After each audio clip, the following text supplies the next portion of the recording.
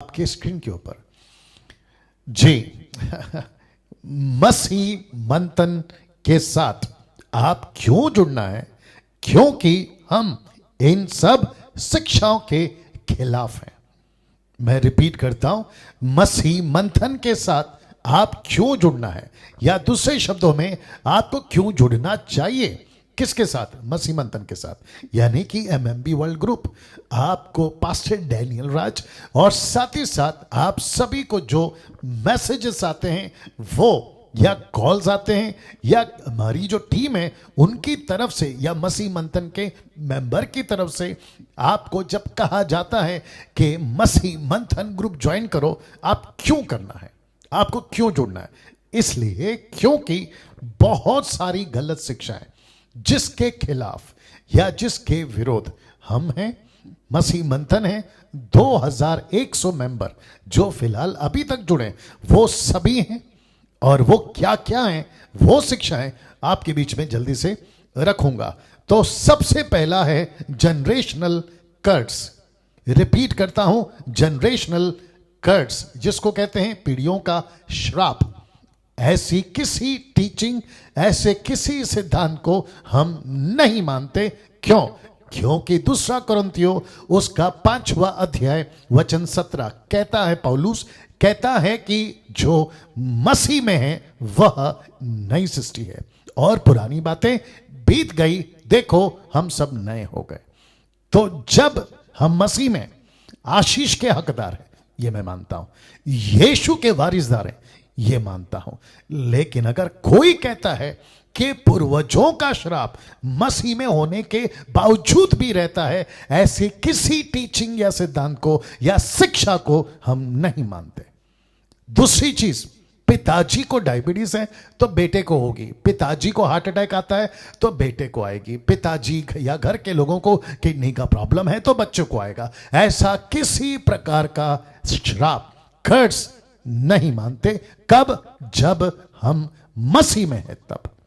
अगर हम मसीह में नहीं है, आप किसका भी श्राप आपके जीवन में, वो बात अलग है। दूसरी चीज, टाइट्स यानी कि दशमांश। ऐसे किसी जोर जबरदस्ती पर जो कि सिखाते हैं अगर देते हो आशीष है, नहीं देते हो तो श्राप है, ऐसे किसी दशमांश की जोर जबरदस्ती पर हम विश्वास नहीं करते। आप 10 क्यों देते? 20 दीजिए। 20 क्यों देते? 30 दीजिए, 50 दीजिए, 100 दीजिए ना।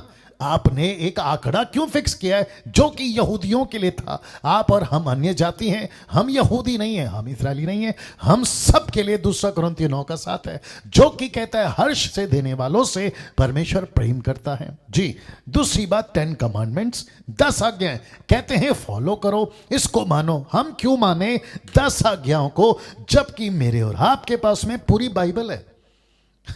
हमारे पास में संपूर्ण बाइबल है, हम पूरी बाइबल को मानेंगे। 10 को क्यों? ये तो वैसा हो गया क्योंकि मैं कैथलिक से आता हूं, कैथलिक में पहले जाता था आप लोग समझदार हैं, और जिसके चलते वहां सिखाया जाता है फॉलो द 10 कमांडमेंट्स, और ऐसे चीजों के पीछे हम जाते थे।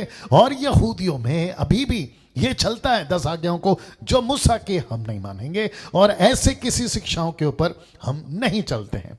दूसरी बात, माफ करें, चौथी बात, सबात यानी कि सबत, सैटरडे, शनिवार, और साथ ही साथ कहते हैं विश्राम दिन। फिर कहूंगा, हम यहूदी नहीं हैं, हम इजरायली नहीं हैं, हम अन्य जाति हैं, यीशु के फॉलोवर्स हैं। पौलुस की जो शिक्षा है उसको लेकर चलते हैं, और पौलुस की शिक्षा में एक भी जगह पे गलत 3:10 कहता है श्रापित है वह जो व्यवस्था के कामों पे भरोसा रखता है।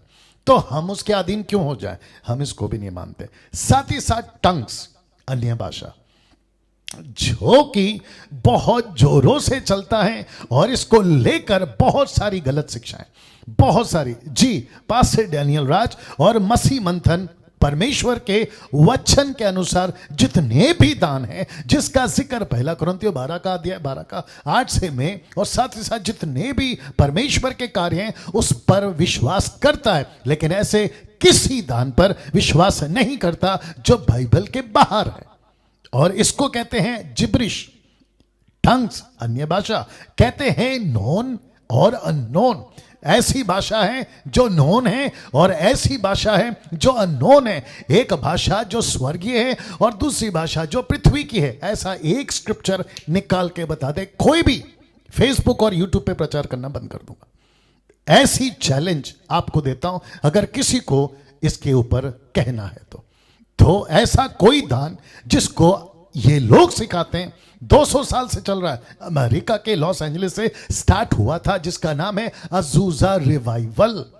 ये वहां से स्टार्ट हुआ था, विलियम सीमोर उसने स्टार्ट किया था। तो हम ऐसी शिक्षाओं के खिलाफ हैं जो बाइबल के अंदर नहीं है। उसके बाद ये वाला भी एक इंटरेस्टिंग है, womens can't be a pastor. महिला पास्टर नहीं बन सकती।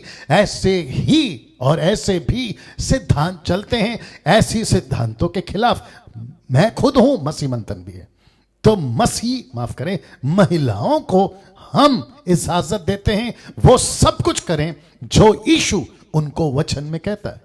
सब कुछ कर सकती हैं, पास्टर बन सकती हैं, सेविकाई कर सकती हैं, मैयत करा सकती हैं, बपतिस्मा दे सकती हैं, प्रभु बोझ दे सकती हैं, डिसाइपलिंग कर सकती हैं और यीशु की कलीसिया को चला सकती हैं। मैं वापस कहता हूं, जो पहला तिमोथी 2 में और पहला कुरिन्थियों 14:34 में, वो कॉन्टेक्स्ट और कॉन्सेप्ट टोटल अलग है, उसको गड़बड़ मत करिएगा।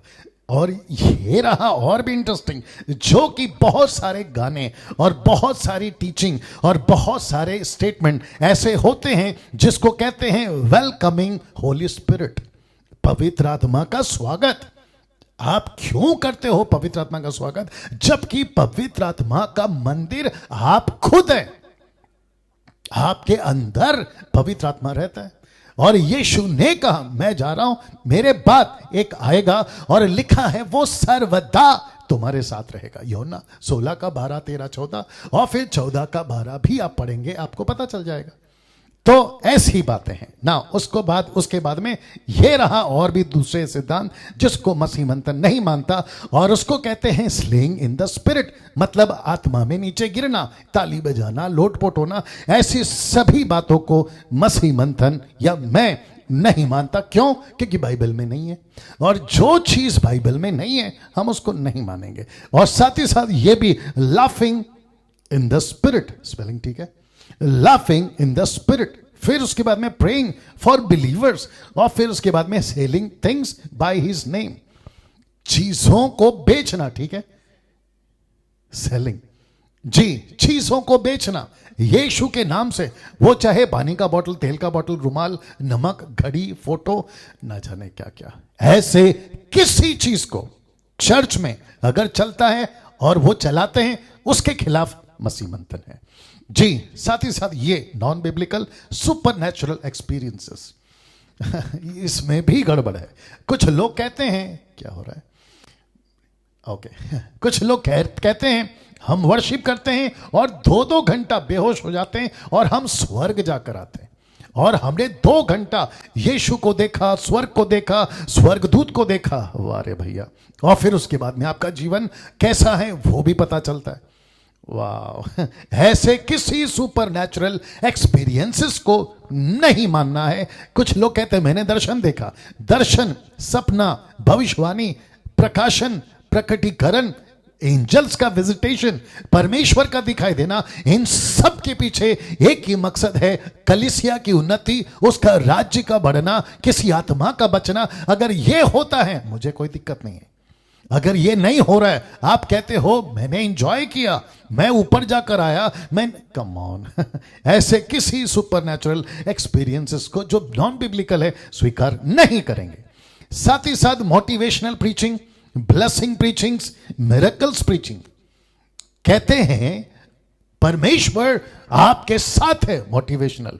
परमेश्वर आपको गाड़ी बंगला दे रहा है, ब्लेसिंग प्रीचिंग। परमेश्वर आपके साथ में चमत्कार कर रहा है, यहां तक कि मुर्दे जिंदा हो जाए। मुझे ये तीनों से परहेज नहीं है, लेकिन साथ ही साथ अगला पहलू है। क्यों? क्योंकि अगर आप मिशन में, आपको मोटिवेशन की जरूरत है, आपको ब्लेसिंग की जरूरत है, आपको चमत्कार की जरूरत है। अगर आप मिशन में, अगर आप मिशन में नहीं है तो फिर ये 3 चीज आपको क्यों चाहिए? आप उसकी योजना में नहीं है तो फिर आपको क्यों चाहिए? मैंने कल कहा था ना, मत्ती 13:15 में या 15:13 में, मैंने कहा था कि जो पौधा परमेश्वर ने नहीं लगाया, उसको उखाड़ देगा। अगर आप उसके लिस्ट में। और दूसरी चीज, आपको मोटिवेशन, ब्लेसिंग, मिरेकल क्यों चाहिए? जबकि मत्ती 6:33 कहता है कि उसके राज्य की खोज करो, ऐसे मिल जाएगा सब चीजें, ठीक है ना। उसके बाद ये रहा लास्ट में, कॉलिंग पापा। किसी को पापा बुलाना, किसी को, ये मेरा आत्मिक पिता है, माय स्पिरिचुअल फादर, डैडी, पप्पा और ना जाने क्या क्या। ऐसे किसी कॉन्सेप्ट को मसीह मंथन नहीं मानता, या मैं इसके सख्त खिलाफ हूं। यीशु एक ही हमारा पापा है, परमेश्वर एक ही हमारा पापा है, पिता है, फादर है, बस उसी को मानो, उसी को बुलाओ। कैथलिक वाले 50% मनुष्य को फादर बोलते हैं। अब आप सोच के देखिए बाइबल के कितना खिलाफ है। और साथ ही साथ ये सभी चीजें हम सबको समझना बहुत जरूरी है कि ऐसे किसी सिद्धांत को, ये सब ऐसे किसी, इसकी स्क्रीनशॉट ले लो जी, इसकी भी स्क्रीनशॉट ले लो, ऐसे किसी सिद्धांत को हम नहीं मानते ना। अब